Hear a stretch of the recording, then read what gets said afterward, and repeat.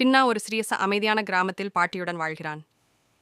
அந்த கிராமம் பசுமையான வயல்கள், தேங்காய் மரங்கள் மற்றும் நடுவில் ஒரு பெரிய குளத்தால் பிரபலமானது. சின்னாவுக்கு அதிக ஆர்வம், எப்போதும் ஏதாவது புதுசா கண்டுபிடிக்க விரும்புவான்.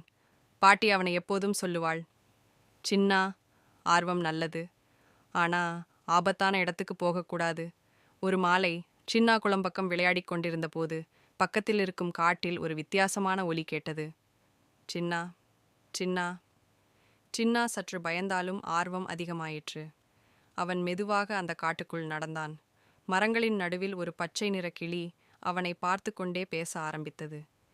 கிளி சொன்னது, வணக்கம் சின்னா, நான் மின்மின். எனக்கு உன்னோட உதவி தேவை. சின்னா ஆச்சரியப்பட்டான். நீ பேசுற கிளியா? அப்ப நீங்க கார்ட்டூன் போல பேசுவீங்களா? மின்மின் சிரித்தது.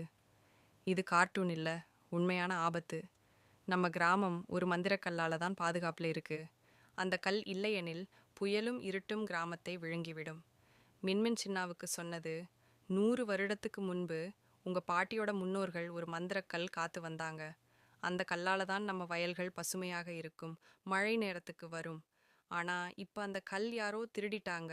சின்னா கவலையுடன் கேட்டான். யாரு திருடுச்சு? மின்மின் குரல் மெதுவானது. ஒரு கருப்பு நிழல். அவன் பேரை சொல்லக்கூடாது. ஆனா அவன் கல்லை ஒரு மறைந்த இடத்துல வச்சிருக்கான். சின்னா வீடு திரும்பி பாட்டியிடம் இதை சொல்ல முயன்றான். ஆனா பாட்டி அவனை நிறுத்தி, சின்னா, எல்லா கதையையும் எல்லாருக்கும் சொல்லக்கூடாது. சில விஷயங்களை நம்ம மனசுக்குள்ள வச்சிக்கணும். கியூபாட்டியின் கண்களில் ஏதோ ரகசியம் தெரிந்தது. சின்னா சந்தேகப்பட்டான். பாட்டிக்கும் இந்த மந்திர கல் பற்றி தெரிஞ்சிருக்குமோ? அந்த இரவு சின்னாவுக்கு ஒரு கனவு வந்தது. கனவில் கிராமம் முழுக்க இருட்டாகி, மின்னல், காற்று, மரங்கள் சாய்ந்து போகும் காட்சி. அந்த இருளில் மின்மின் கூப்பிடுகிறது, சின்னா, சீக்கிரம் கல்லை கண்டுபிடி. சின்னா திடீரென விழித்து கொண்டான். மறுநாள் காலை சின்னா மின்மினை சந்தித்து சொன்னான், நான் உதவுறேன். மந்திரக்கல்லை தேடி நம்ம கிராமத்தை காப்பாத்துவோம். மின்மின் சிரித்தது. அப்போ உன் பயணம் இப்போ துவங்குது சின்னா.